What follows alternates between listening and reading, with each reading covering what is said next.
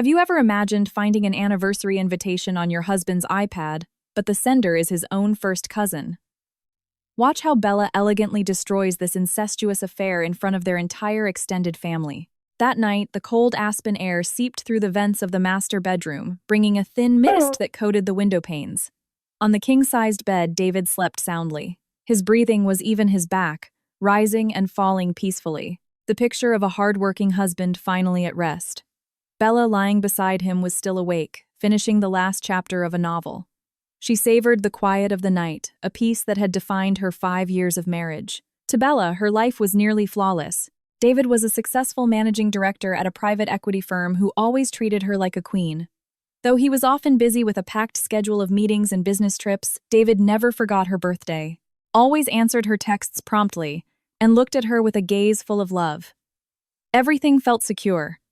Too secure. The silence of the night was suddenly broken by a bluish-white glow from the nightstand on David's side.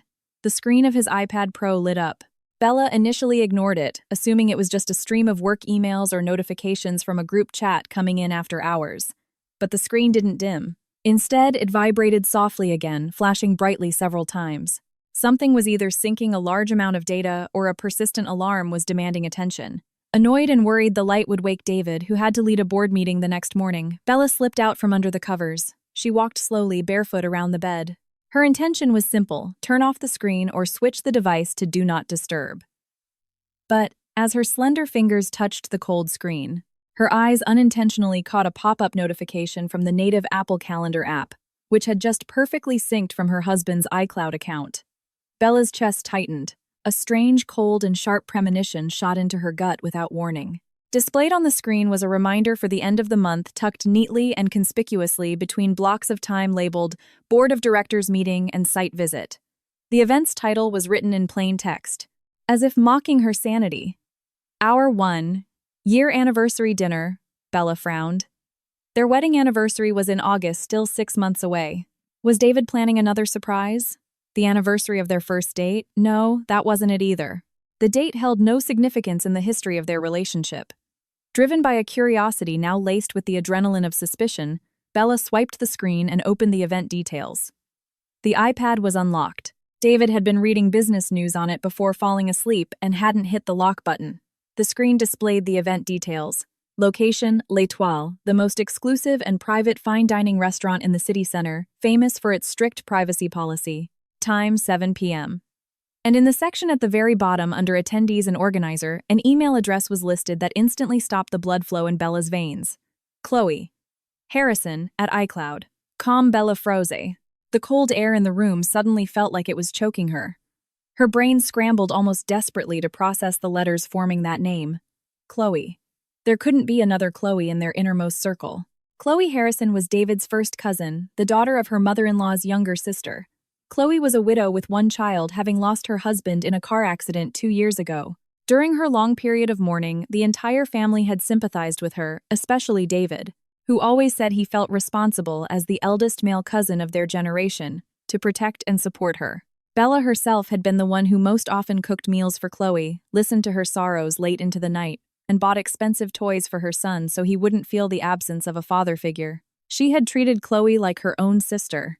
How was it possible that the email of the woman who had sobbed in her arms a year ago was now sending an anniversary dinner invitation with heart emojis to her husband's personal calendar? This has to be a mistake. A system error, Bella mumbled, her voice trembling, trying to deny the reality splayed before her. Her hands began to shake violently. She glanced at David, still sleeping soundly, a picture of innocence. The man looked so peaceful, but the sleek device in her hand was a silent witness to something deeply foul and rotten. Unable to bear the pounding of her heart, which felt like it would break through her ribs, Bella unplugged the iPad and carried it out of the bedroom. She tiptoed down the wooden staircase to David's home office on the first floor. She went inside, locked the door from within, and switched on a dim desk lamp. Bella collapsed into her husband's oversized leather chair, her hands as cold as ice. She stared at the iPad screen again. Whatever respect she had for the boundaries of marital privacy had evaporated tonight. She needed the absolute truth, no matter how much it would tear her sanity apart. She began to scroll through the calendar app with fast, aggressive finger movements. Jumping to previous months, she cross-referenced the schedules. January 15, client meeting C, the Street Regis. Bella remembered that day. David had claimed he had to entertain an important client from New York until late. February 28, site survey C Vale. Again, the letter C. Every time there was an out-of-town trip or a late-night meeting marked with a C in parentheses, Bella's memory was pulled back to the days when Chloe had also posted Instagram stories from chic coffee shops or hotel rooms with the caption, "A little me time." Bella exited the calendar and opened the iCloud drive. She knew David's character well. He was a structured, methodical man who never let his data become disorganized. Bella searched for a suspicious folder. At first glance, nothing seemed out of the ordinary, but the instinct of a wounded wife has its own sharpness. She navigated to a folder named Archived Projects and found a hidden password-protected subfolder. Bella typed in David's birthday, her own birthday, their wedding anniversary. Nothing. With trembling fingers and bated breath, Bella typed in Chloe's birthday. Click. The folder named Mountain Retreats opened, and in that instant, Bella's world shattered into a million pieces. Hundreds of high-resolution photos and videos filled the screen. Photos of David and Chloe in places Bella had never known about. They weren't posing like a caring cousin and his sister. They were locked in passionate embraces, kissing wildly and lying naked together on the same hotel beds. There were photos of Chloe wearing a black silk lingerie set that Bella vaguely remembered seeing on a credit card statement in David's email. At the time, David had explained it was a joint gift for a departing HR director at his firm. Beyond the nauseating photos, there were dozens of screenshots of iMessage conversations deliberately saved by David as if they were trophies. Bella opened one dated 2 weeks ago. "Chloe babe, thanks for this month's transfer. I finally got that Chanel bag I wanted. Love you. Can't wait for our anniversary next month. Miss being in your arms. David, anything for you, darling. Lucky for us, Bella is so easy to fool. She actually believes this is for your son's college fund and insurance. She's so naive. See you on our day, my love." Bella read every word, every punctuation mark, her eyes wide and unseeing. College fund. Bella is so naive. How stupid she had been. All this time. It was Bella who had urged David to set aside their money to guarantee an education for Chloe's fatherless son. In reality, her compassion had been exploited to finance the hedonistic lifestyle of a homewrecker. Their hard-earned money had flowed to designer bags from Paris and to rent luxury hotel rooms where these two blood relatives betrayed her. An overwhelming wave of nausea hit Bella's stomach, as if an invisible hand were squeezing her insides. She clamped her hands over her mouth, shot up from the chair, its wheels screeching, and ran unsteadily towards the guest bathroom down the hall. She fell to her knees before the toilet, vomiting until only bitter, burning bile was left. Bella leaned weakly against the ice-cold tile wall. Her defenses were destroyed. Tears finally broke free, streaming down her cheeks in silence. She cried until her shoulders shook her breath, catching in her throat, her chest so tight it felt as if a sledgehammer had just struck her ribs. This betrayal was too layered, too depraved for a sane mind to process. If David had cheated with a coworker, a secretary, or a stranger from a dating app, it would have been enough to break her heart. But this was Chloe, his own blood cousin. The woman who sat at the same table during Thanksgiving dinner. The woman who kissed David's mother's hand with feigned reverence. The woman who had stayed over at their house sleeping in the guest room and hugged Bella while crying, begging for guidance because she felt so broken as a widow. They were blood relatives. They were born from the wombs of two sisters. This relationship didn't just betray a sacred wedding vow. It desecrated family honor, spat on religious and social norms, and tore Bella's sense of humanity to shreds. How filthy, how disgusting to imagine two people who grew up together, running around their grandmother's yard, now sharing moans and sweat in the same bed behind everyone's back. In that dim, quiet bathroom, Bella felt like the world's biggest fool, a tragic extra in a disgusting play directed by her own husband. All the sincere love she had given Chloe was repaid with a poisoned dagger straight to the heart. All of David's good morning kisses were just a cover for his rottenness. Bella mourned the 5 years of her life, which she now realized were built on a foundation of illusion and filth. Time crawled by. The pale morning sun began to filter through the frosted glass of the bathroom window, signaling the break of dawn. In the distance, the faint chirping of birds could be heard, a stark contrast to the silent devastation that had just scorched this grand, luxurious house. Bella slowly opened her stinging eyes. She propped herself up against the sink, and stared at her reflection in the large mirror. Her face was ashen, her eyes swollen and red with visible blood vessels. Her hair was a mess. She looked pathetic, the portrait of a woman who had just been flayed alive by the people she trusted most. With a trembling hand, she turned on the faucet, letting the cold aspen water splash over her face again and again, washing away the nausea, the shock, the despair. As she looked back at her wet reflection, something shifted inside her. The cracks in her heart hardened. The fragile, broken, questioning look in her eyes vanished completely. The tears of sorrow had dried up, instantly mutating into a block of anger as cold as the deep sea. Her sadness had transformed into a sharp, calculated resolve. "You think you're so clever," she hissed at the mirror, her voice low and raspy but radiating a deadly threat. "You think you can act like animals and get away with it at my expense." She would not cry again. Her tears were spent on that bastard and his parasitic widow. She would not scream, run upstairs, wake David and smash the iPad in his face. Attacking them now would only give them time to prepare. Confronting them quietly would only allow David to manipulate the situation, use his financial power, or worse, find a way to silence her to protect the reputation of their family, who were fanatics about their social standing. The family would surely force Bella to cover up this incestuous disgrace and make peace to prevent a public scandal. Bella would not let that happen. Breaking down alone in a corner was not an option for her. If her life and dignity had to be shattered tonight, she would make damn sure David and Chloe were shattered with them. This wouldn't be a quiet divorce. They both had to be razed to the ground. They had to be stripped naked and shamed right in front of the people who respected them the most, their own parents and the entire Harrison clan. Bella straightened her clothes and walked back to the office with a firm stride.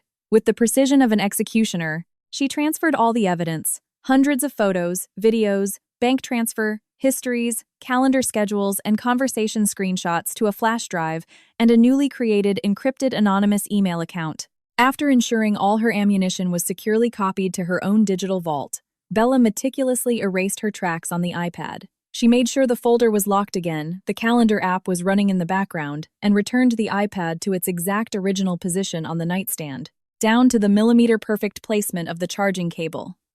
She slipped back under the warm covers, turning her back on the man who now felt dirtier than trash in her eyes. Bella closed her eyes, regulating her breathing to a calm, normal rhythm. Inside her head, which was now working like a calculating machine, a grand stage of execution was being designed. An anniversary party would indeed happen, and Bella would be the most gracious hostess. She would ensure the entire family was present to deliver the most devastating congratulations of their lives. The game had just begun, and Bella was in complete control.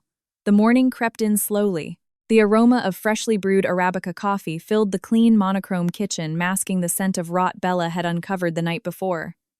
At the stove, Bella flipped an omelet with mechanical movements. She hadn't slept a second. Behind the thin layer of makeup and the heavy concealer she'd applied under her eyes, her brain was working like a tireless machine. Heavy footsteps descended the wooden stairs. David. He was already dressed in a slim-fit light blue shirt and a silk tie radiating the aura of a successful executive respected throughout Aspen. "Morning, honey," David greeted with his signature husky voice. He walked up behind Bella, wrapped his arms around her waist, and kissed the top of her head. In the past, that touch would have made her stomach flutter. This morning it took every ounce of her mental and muscular control not to flinch or push him away. In her mind, the lips that had just kissed her were the same ones that had devoured Chloe. Bella's skin crawled with disgust, yet she forced a small smile as she turned. "Morning, babe. Your coffee is ready," Bella replied, her tone nearly perfect, soft, and compliant. David sat at the dining table, sipping his coffee while opening his tablet to the business news. As he chewed his breakfast, he cleared his throat. "Oh, by the way, Belle, I forgot to tell you last night. On the 28th at the end of the month, I don't think I can make it for dinner." Bella's heart skipped a beat. The 28th. Execution day. "Oh, why, babe? It's unusual for you to be busy at the end of the month," Bella asked, tilting her head with an innocent expression. "There's a last-minute meeting with some investors from Denver. They want to be taken out for a nice dinner to discuss the new ski resort expansion project. I'll probably be home very late. Or, if it gets too late, I might have to stay at a hotel near the venue so I can head straight to the site visit the next morning," David explained at length. The lie rolled off his tongue so smoothly without a pause or a hint of nervousness. He was a natural. Bella looked straight into her husband's eyes. There was no guilt there. Only manipulation. "Oh, I see. Well, that's fine, babe. The most important thing is that work goes well. Just take care of yourself, okay? Don't forget your vitamins, Bella said, stroking the back of his hand. Enjoy your last few days, David, because the 28th will be the longest day of your life. Thanks, honey. You're the most understanding wife a guy could ask for. David smiled, relieved, thinking his lie had been swallowed whole. Bella just smiled back, her mask perfectly in place. From this moment on, there would be no more tears, only a game of chess. And Bella was certain David had just made a fatal move. 3 days after that night of discovery, it was time for the Harrison family's monthly brunch. The event was always hosted in rotation, and this month, it was at the grand home of Bella's mother-in-law. The house was filled with the buzz of dozens of family members, the clinking of porcelain teacups, and chatter about jewelry business and European vacations. Bella arrived wearing an elegant beige midi dress, looking graceful and poised. As she stepped inside, her mother-in-law immediately greeted her with a warm hug, a display of false pride for the other relatives. "Here she is, my favorite daughter-in-law," her mother-in-law praised. "David is so lucky to have a patient and capable wife like you, Belle." Bella smiled politely. "Thank you, Mom. David is a wonderful husband, too.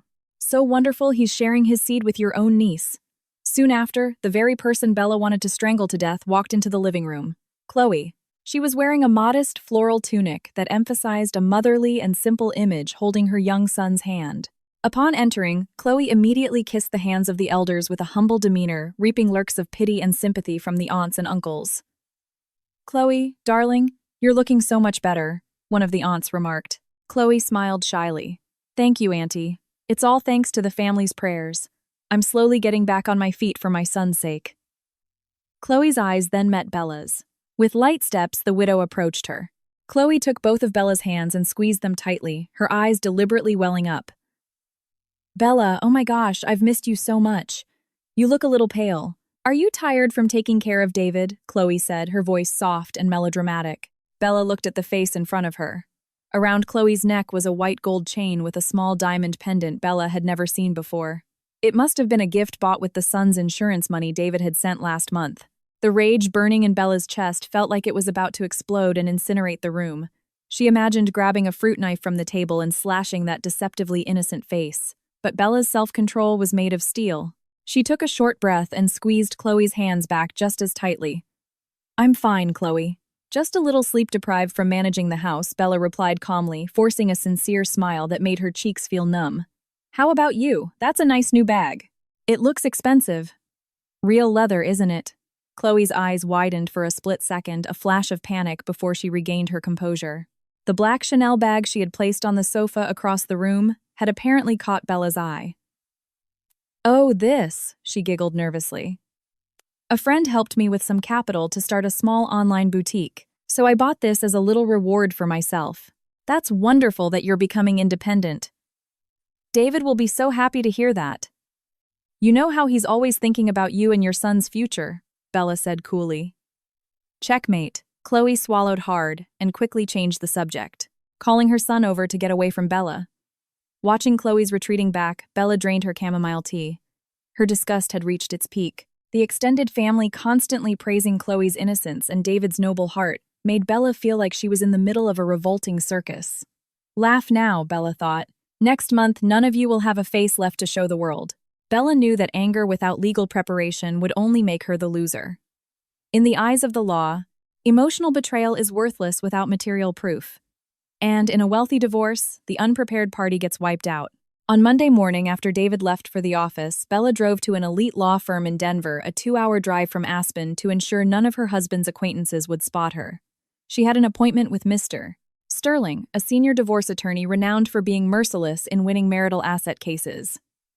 Inside the soundproofed office, Bella handed over the flash drive containing all the copied data from David's iPad. Mr.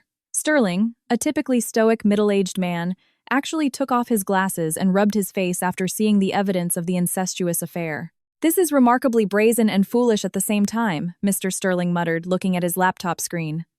"Mrs. Harrison, with this proof of communication, documented fund transfers, and these photos, your position is incredibly strong. Legally, this could be a criminal matter if you chose to report it. But more importantly, we can use this as leverage to compel your husband to surrender his assets without a fight in family court." "I don't care about jail time for now, Mr. Sterling," Bella said, her voice like ice. What I want is absolute annihilation. I want him to walk away from this marriage with no dignity left. And I want to ensure that the shares in the med spa we started together, but which was funded with my family's capital, do not go to him. Not 1%. Mr. Sterling nodded, understanding. He began to strategize. Over the next 2 weeks, under her lawyer's guidance, Bella quietly moved her personal assets. She withdrew funds from their joint accounts in increments, citing renovations for her parents' house and business expansion. She also secured the deed to the house, which was under her name.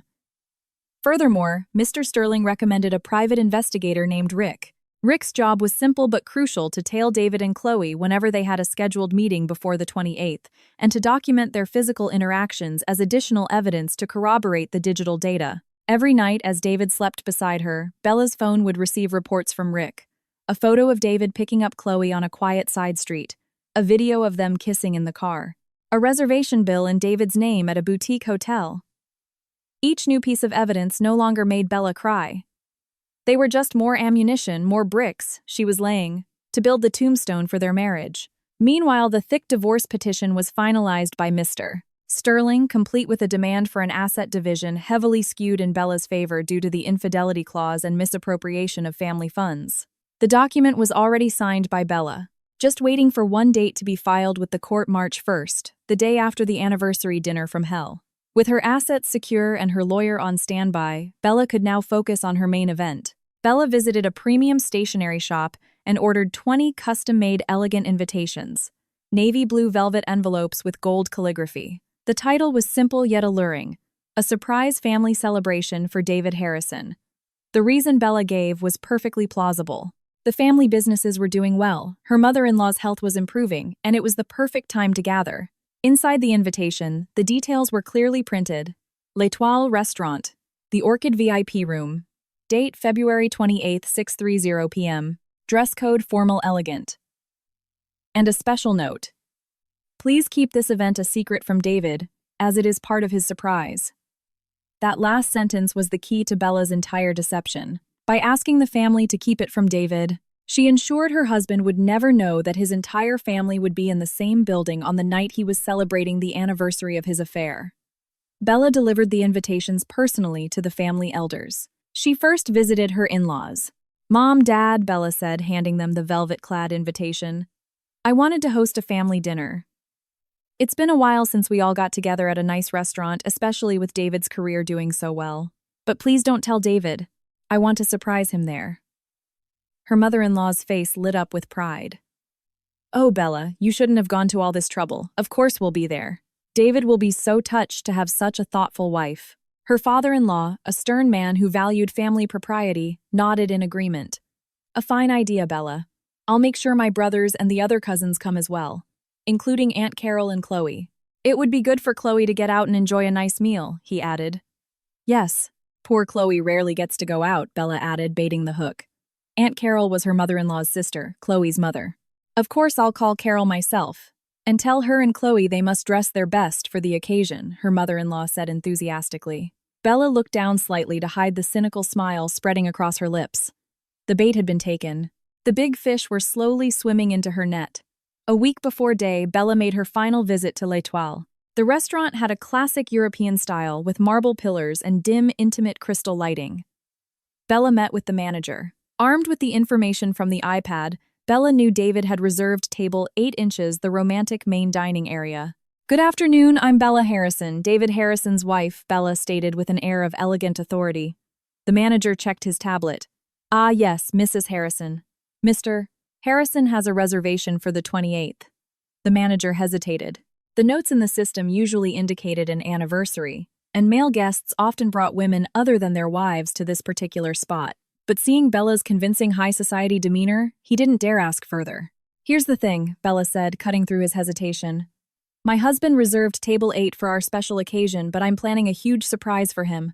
I'd like to invite our entire family to catch him in the act." Bella smiled sweetly. "To surprise him. I need the Orchid private room for the same date and time. I know table 8 is located right next to the folding wall of the Orchid VIP room." "That's correct, ma'am," the manager nodded. "The Orchid room is separated by a thick, carved wooden partition and velvet curtains from the main dining area where table 8 is." "Perfect," Bella hissed. "I'll rent the room. Prepare your best set menu for 20 people. And I have one special request. When I give the signal at exactly 7 p.m., I want your staff to open that partition completely. I want this surprise to be very, very clear from my husband's table. The manager, though he might have sensed something was amiss from Bella's cold gaze, couldn't refuse the wad of cash Bella placed on the table as an additional discretion fee and tip for special services. Of course, Mrs. Harrison. Everything will be prepared according to your instructions. The partition will be opened at precisely 7 p.m. Bella walked out of L'Etoile, her chest feeling light. The evening breeze blew through her hair.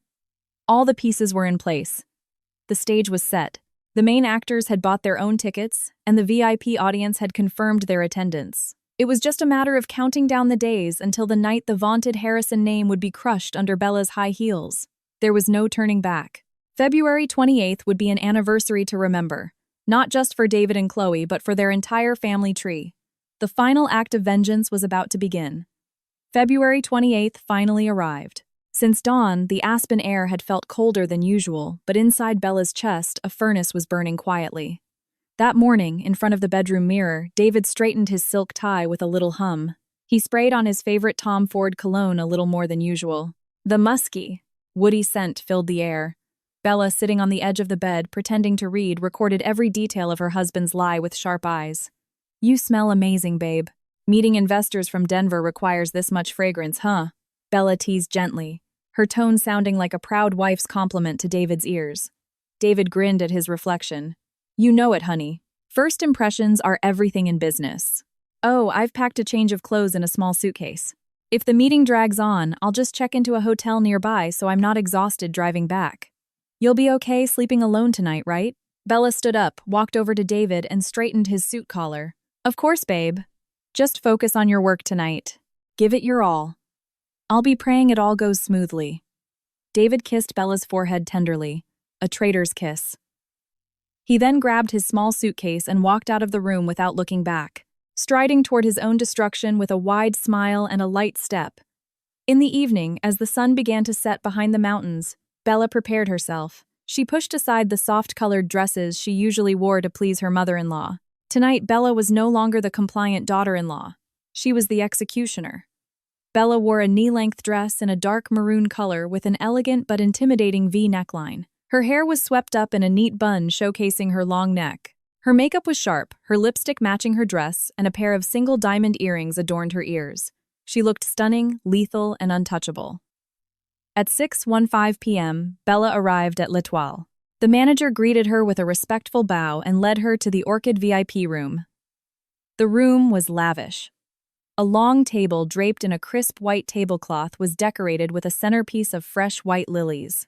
On one side of the room was the classic carved wooden partition that separated them from the main dining area. Bella checked the high-resolution mini projector she had entrusted to the staff earlier. It was hidden behind a large potted plant aimed directly at a clean white wall in the main dining area right behind table 8. All cables were perfectly connected to the phone in Bella's hand via a wireless connection. Half an hour later, the VIP guests began to arrive. Bella's in-laws came first. Her father-in-law wore a handsome silk shirt while her mother-in-law wore a modern dress with conspicuous gold jewelry. "Bella, darling. Wow, this place is magnificent," her mother-in-law praised, kissing her on both cheeks. "Where's David? He's going to be so shocked to see us all here." "He's still on his way, Mom. We'll wait for my signal, okay?" Bella replied with a sweet smile, gesturing for them to take the seats of honor. One by one, the members of the Harrison clan filled the room. Uncles, aunts, cousins, and finally Aunt Carol, Chloe's mother, entered with a radiant smile. "Oh, Bella, sorry, I'm a bit late. The traffic was a nightmare." "No problem at all, Aunt Carol. Please have a seat." "Where's Chloe? Why didn't she come with you?" Bella asked, her innocent tone carefully crafted to fish for information she already knew. Aunt Carol sighed, her expression a mix of slight disappointment and understanding. "Oh, you know Chloe. She had to cancel at the last minute. She said she suddenly had a meeting with a supplier for her little online business at a hotel across town." "You know how it is, Bella. Young people these days are so driven to build their own businesses. I can only support her. Poor thing, trying to make a living for her son." "A meeting, you say? That's wonderful. I hope her business goes well tonight," Bella replied. Her words were met with a proud nod from Aunt Carol. No one in the room noticed the deadly smile playing on Bella's lips. The time was 6:55 p.m. The waiters began serving appetizers, escargot, and truffle salads. The Orchid VIP room was filled with laughter and warm conversation. The Harrison family was thoroughly enjoying the night, celebrating David's success. Bella's father-in-law raised his water glass. "I am so proud of David. His career is soaring, and he has an incredibly understanding wife like you, Bella. It's rare to find a wife who would go to the trouble of planning a secret celebration like this." "That's right," Aunt Carol chimed in. "Our family has always been blessed. We support each other, we protect our good name." Bella glanced at her watch. The second hand was approaching 12. 7 p.m. Her heart beat with a slow, steady rhythm. The adrenaline made her mind crystal clear. She rose from her seat, picked up an empty champagne flute, and tapped it gently with a silver spoon. Ting, ting, ting. The sound immediately silenced the room. 20 pairs of eyes from the Harrison family turned to her full of anticipation, waiting for the hostess to speak. "Dad, Mom, aunts, uncles, and all my beloved family, Bella," began her voice clear and calm, yet carrying a strange firmness. "Thank you for being here tonight. As the invitation said, tonight is a celebration, a special surprise for David." The family clapped softly, their faces beaming. Bella gave a subtle glance to the manager, who stood stiffly in the corner near the lever to open the partition. He gave a curt nod, signaling that the staff on the other side had cleared the area. For the 5 years of my marriage, Bella continued walking slowly towards the carved wooden partition. "I thought I knew my husband inside and out. I thought I knew exactly who David Harrison was. But it turns out David has been keeping a huge secret, a personal achievement he never shared with any of us." Bella's mother-in-law smiled widely, whispering to her husband, "He must be getting promoted to CEO. Tonight David has no idea we are here, because right now, he is celebrating that secret achievement in the room next door," Bella said, her tone beginning to change, losing its warmth replaced by an icy chill. "And I want you, Dad, Mom, and especially you, Aunt Carol, to see for yourselves what kind of surprise David has prepared. Please pay close attention." Bella turned to the manager and gave a single deadly nod. "Open it." The manager and 2 waiters turned the lever. A soft mechanical click was followed by the smooth sound of wheels on marble. Slowly but surely, the 10-foot tall, carved wooden wall folded and slid to the side like the curtain of a grand theater. As the partition opened, the romantic jazz music from the restaurant's live band flowed into the VIP room. The air, which had been filled with the aroma of food, now mingled with the scent of perfume and red wine from the main dining area. The Orchid VIP room was no longer enclosed. One side was now wide open, offering an unobstructed view of the dim, exclusive main dining area, and right in front of them, no more than 15 feet from the head of their table, was Table 8. The scene at Table 8 was like a tragically ironic painting. In the middle of the table was a crystal vase filled with dozens of blood-red roses, glowing under the dim candlelight. Sitting with his back to the partition was a man in an elegant navy suit. From his posture, the shape of his head, and his suit, everyone in the VIP room instantly recognized him. It was David. Across from David sat a woman with her back to the main entrance, her face fully visible to the newly opened room. She was wearing a black silk evening gown that clung to her body, revealing a low-cut neckline. Her long hair was swept to one side. The woman was laughing coquettishly, her slender hand, adorned with a diamond ring, extended across the table, held tightly in both of David's hands. David leaned forward, gazing at her with utter adoration. Their conversation was just audible enough to drift into the now dead-silent VIP room. "Thank you so much, babe. I love the flowers," the woman in the black dress said in a syrupy, sweet voice that was all too familiar. "Are you sure we won't get a call from Bella?" David chuckled, rubbing the back of her hand with his thumb. "Bella's fast asleep at home, darling. I told you I'm in a meeting in Denver. Tonight is just for us. Happy first anniversary, Chloe." The woman smiled shyly, leaning her face closer to David's. It was Chloe, the innocent widow who had an excuse about a supplier meeting. Aunt Carol's pride and joy, David's own first cousin. For the first 10 seconds, time seemed to stop in the Orchid VIP room. Gravity felt absent. The human brain needs a fraction of a second to process the rational, but far longer to digest a reality that fundamentally defies logic and sanity. Bella's father-in-law was frozen in his chair, his eyes wide as if he'd seen a ghost. His wife's hand, which had been reaching for her teacup, hovered in midair, her mouth agape, unable to form a sound. The other uncles and aunts were statues, their breaths caught in their throats.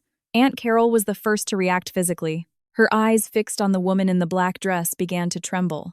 The designer handbag in her lap slipped and fell to the floor with a soft thud.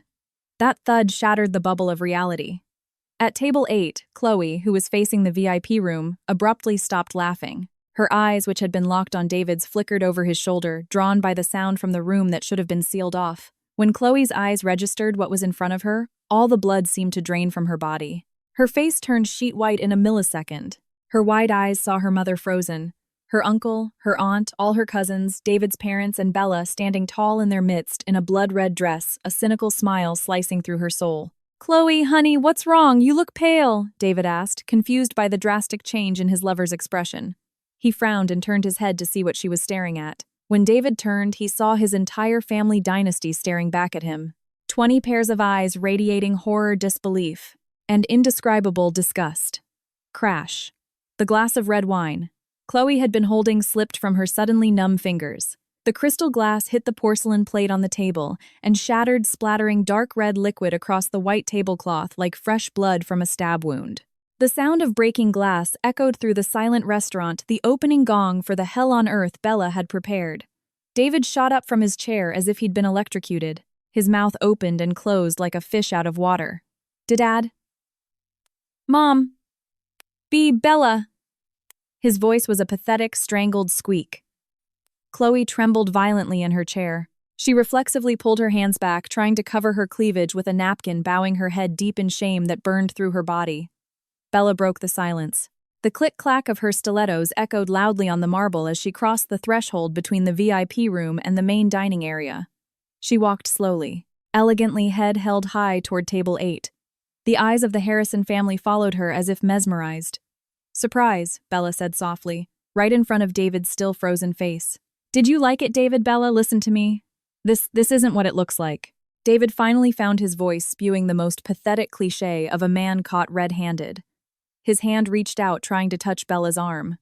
"It's a misunderstanding. Chloe just needed someone to talk to. Don't you dare touch me with your filthy hands," Bella hissed, her low tone dangerously sharp.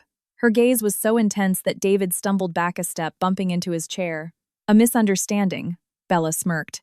She raised her phone, her thumb swiping a button on the screen. "Let's see just how big of a misunderstanding this is." In an instant, the light from the mini projector shot across the room, hitting the empty cream-colored wall directly behind David's table. A giant cinema-sized image appeared, turning the restaurant into a cruel courtroom. The first slide appeared a screenshot of the calendar from David's iPad. Our 1-year anniversary dinner. Location, L'Etoile.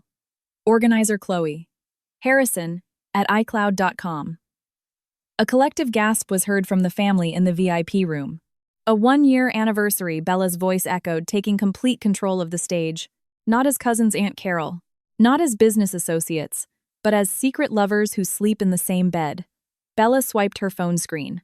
The second slide appeared bank transfer records from David's account to Chloe's, showing tens of thousands of dollars sent every month. For her son's college fund, David, Bella mocked mercilessly. Or for the lingerie and Chanel bag that Chloe conveniently left at our house when she lied about her supplier meeting, Bella's mother-in-law could no longer stand. She slumped into her chair, clutching her chest, tears of shame and shock welling in her eyes. "David, what have you done? Oh dear God," she wept softly. Bella swiped her phone one last time. The third slide. The final devastating blow. A high-resolution screenshot of their iMessage conversation, complete with photos of them in a hotel room. A photo of a shirtless David hugging Chloe on a bed with white sheets. The words "lucky for us, Bella" is so easy to fool. She's so naive. "See you on our day, my love," were displayed for all to see. Undeniable. Irrefutable. The room exploded. The prior silence was replaced by a storm of chaos. Aunt Carol shrieked hysterically. She ran from the VIP room, lunging at her trembling daughter. Slap. A hard slap from Aunt Carol's hand connected squarely with Chloe's cheek, sending the woman in the black dress tumbling to the floor with her chair. "You shameless, worthless girl," Aunt Carol screamed, her voice breaking into sobs as she pointed at her daughter's face. "I raised you with dignity. David is your own cousin, your blood. Where is your brain, Chloe? Sleeping with a married man? Your own cousin. You've shamed our entire family." Chloe sobbed uncontrollably on the floor, covering her red face. "Not daring to look at her mother or her uncle. "I'm sorry, Mom. I'm so sorry." Bella's father-in-law walked toward David with heavy steps, his chest heaving. The old man's face was crimson with rage, veins bulging in his neck. David looked down. "Dad, I'm sorry, Mom." A raw punch flew from his father's fist, landing squarely on David's jaw. David's athletic body buckled, and he fell crashing into a neighboring table. Glasses tumbled. Other restaurant patrons, no longer separated by the partition, were now standing and recording the scene on their phones. The restaurant manager was in a panic, but didn't dare intervene. "I did not raise an animal in my house," his father bellowed, pointing at David, who was now wiping blood from the corner of his mouth. "You destroyed your marriage. You slept with your own cousin. From this moment on, you are no son of mine. I am ashamed to have an heir like you," David cried, crawling, grabbing at his father's leg. But the old man kicked him away in disgust. The scene was pure chaos. The aunts were consoling Bella's mother-in-law, who was on the verge of fainting. Aunt Carol continued to curse Chloe. The Harrison family's honor had been forcibly stripped away, laid bare in public, without a single shred of dignity left. Bella stood aside directly under the spotlight of a crystal chandelier. Her arms were crossed, her face stoic. Not a single tear was in her eyes. She watched the stage of destruction she had created with absolute satisfaction. There were no screams from her, no curses. She let the family destroy each other from within. When David finally looked up at Bella from the floor with a broken, pleading gaze, Bella just tilted her head slightly, looking straight into her husband's eyes. "Happy first anniversary, David," Bella whispered, her voice, a deadly hiss, just loud enough for him to hear amidst the chaos. "I hope the celebration was worth the price." Bella turned her back. She walked calmly out of the restaurant, the sound of her stilettos echoing as she cut through the stunned crowd. She stepped out of L'Etoile and into the cold aspen night, leaving a raging inferno behind her. Tonight, the Harrison name had been reduced to ash, and Bella walked away the unrivaled victor. The morning sun illuminated Aspen with a warmth that contrasted sharply with the previous night's chill. Inside the luxurious house that had been a silent witness to 5 years of lies, Bella sat peacefully on the back patio. She wore a silk robe, sipping a warm cup of chamomile tea. The morning air felt fresh. There were no tears, no regrets. The invisible weight that had been on her shoulders had evaporated, along with the Harrison family name. From the front of the house came the sound of a car engine being shut off abruptly, followed by the screech of tires on the paving stones. Hurried, frantic footsteps approached the main entrance. "Bella, Bella, open the door." David's voice was hoarse and desperate from behind the double-layered mahogany door. He pounded on it loudly. Bella set down her teacup, rose gracefully, and walked slowly to the front door. When she opened it, the sight before her almost made her smirk. The dapper young executive from the night before now looked like a homeless man. His navy shirt was rumpled and stained with red wine. His expensive suit jacket was gone. His hair was a mess, his eyes red and swollen from a sleepless night of crying, and a large, purplish-blue bruise bloomed on his left jaw, the mark of his father's fist. The moment the door opened, David collapsed to his knees at Bella's feet. "Belle, I'm sorry. Please let me in. Let's talk. Please don't punish me like this." Bella took a step back, avoiding David's hand as it reached for the hem of her robe as if he carried a deadly virus. She looked down at the man she once adored. "There's nothing to talk about inside, David," Bella said, her flat tone cutting to the bone. "Besides, this house is now 100% in my name. I took care of the paperwork last week. You no longer have the right to set foot in my living room." David looked up, his eyes wide with disbelief. "What are you talking about? This is our house, Belle. This was my house bought with my inheritance before we were married. I was foolish enough to combine our assets, but my lawyer has already sorted it out," Bella replied coldly. She gestured with her chin towards the corner of the porch. Lined up there were 4 large locked Samsonite suitcases. "All your things are packed. Your clothes, shoes, watches, even your toothbrush. Take it all and leave." "Belle, please," David wept, tears streaming down his bruised face. "It was a moment of weakness. Chloe seduced me. She was emotionally blackmailing me because she needed a man in her life. Don't make me even more disgusted with you by blaming your whore Bella." Cut in sharply, her voice rising an octave, silencing David's whining instantly. "You're both disgusting. Don't ever come back here again, or I'll have security drag you away." Bella slammed the mahogany door shut, engaged the double lock, and left David wailing on her front porch. 2 days later, the conference room at Mr. Sterling's law firm in Denver felt as cold as a morgue. Bella sat next to her lawyer, looking chic in a white blazer and sunglasses she had just removed. Across the table, David sat slumped in his chair, accompanied by his own lawyer, who seemed to be sweating profusely after reading the stack of documents before them. Mr. Harrison, Mr. Sterling, began, his voice heavy with authority. My client, Mrs. Harrison, is filing for divorce on the grounds of adultery. And not just any adultery, but an incestuous relationship, witnessed by dozens of your own family members at L'Etoile restaurant. David closed his eyes, fighting back the wave of shame. Within this draft, Mr. Sterling continued, tapping a thick red folder is a demand for the division of marital assets. Given the evidence of tens of thousands of dollars being transferred monthly from your joint account to Miss Chloe Harrison without your wife's consent, which in the eyes of the law constitutes misappropriation of marital assets. Mrs. Harrison is entitled to full compensation. David's lawyer tried to interject. But, Mr. Sterling, my client also has a right to the shares in the Dermaglow Med Spa they built during their marriage. Don't be ridiculous, Mr. Sterling, cut him off, tossing an audit report across the table. The initial capital for that clinic came entirely from Mrs. Harrison's personal funds. We have the historical transfer records. Your client was listed as a passive director in name only. Considering your client squandered marital assets on his illicit affair, any court would award Mrs. Harrison 100% ownership of the business. Mr. Sterling leaned forward. Or if you'd like to contest this in open court, we would be more than happy to present the text messages, the hotel photos, and the video of that night's intervention to a courtroom open to reporters. I'm sure the local tabloids would be very interested in the Harrison family's incest scandal. David's face went pale. His reputation was already destroyed in the eyes of his family. If this hit the media, he'd be finished. He turned to Bella with a pathetic, pleading look. Belle, are you really going to take everything from me? He whispered desperately. Bella looked straight at her soon-to-be ex-husband, her eyes devoid of empathy. I'm not taking everything, David. I'm just cleaning the filth out of my life. Sign the papers or we'll see you in court. With a hand that could barely hold the pen, David signed away his assets and the divorce agreement. That day, the arrogant man was officially, financially castrated.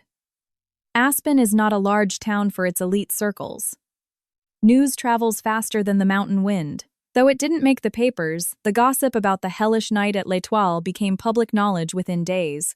Amateur video recorded by other patrons showing David being punched by his father and Chloe screaming on the floor circulated exclusively from one high society group chat to another. David's social ruin was absolute. A week after the incident, he was summoned by his firm's board of directors. The multinational firm had a strict morality clause for its top executives. Citing the scandal, which was beginning to reach major clients and tarnish the company's image, David was forced to sign his resignation letter that day. He lost his high-paying job, his company car was repossessed, and he was kicked out of the corporate apartment in Denver. As he packed his belongings into boxes, not a single coworker would meet his eye or even say goodbye. Chloe's fate was even more tragic. Aunt Carol, who valued family honor above all else, threw Chloe out of her house that very night. There was no sympathy, no forgiveness from the Harrison clan. Chloe was treated like a contagious disease. The patriarch Bella's father-in-law even issued a family-wide decree forbidding anyone from helping or contacting her. With her reputation in tatters, the widow could no longer mingle in her social circles or at her son's elite school. The looks of disgust from other mothers made Chloe nearly lose her mind. She was forced to transfer her son to a public school, sell her Chanel bags and jewelry to survive, and rent a cheap rundown apartment on the outskirts of Grand Junction, hiding from the scorn of a society that recognized her. 2 months after that fateful dinner, reality bit David and Chloe hard. On a rainy night, David, now renting a small, stuffy room, drove to Chloe's apartment. Instead of a romantic reunion of two lovers finally free to be together, their meeting was just an exchange of venom. David, you have to transfer me money this month. The money from selling my bags is gone. My son's tuition is due, Chloe shrieked, her face, worn with no trace of the elegant beauty from that night. Transfer with what, Chloe? I'm unemployed. My savings were wiped out by Bella's lawyers. My car is about to be repossessed, David shot back, veins bulging in his neck as he shoved her.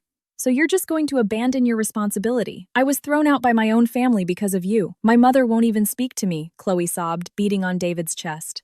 You promised you'd leave Bella and give me a better life. Where is that promise? David grabbed Chloe's wrists and threw her off.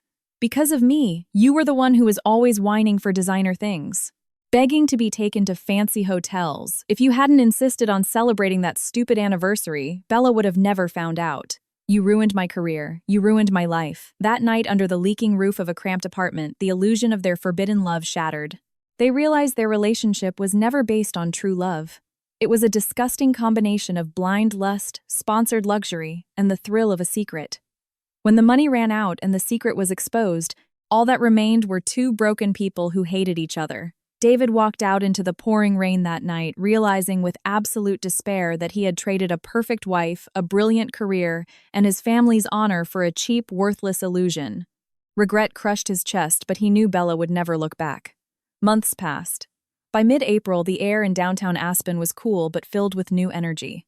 At a grand, modern two-story building, rows of congratulatory flower arrangements filled the parking lot. Congratulations on the grand opening of Dermaglow Med Spa's third location. Bella stood in the main lobby of her clinic, smiling brightly as she greeted VIP guests, loyal clients, and socialite friends. She wore an elegant ivory pantsuit radiating the aura of an independent, unbeatable CEO. Her face glowed, her eyes shone brightly.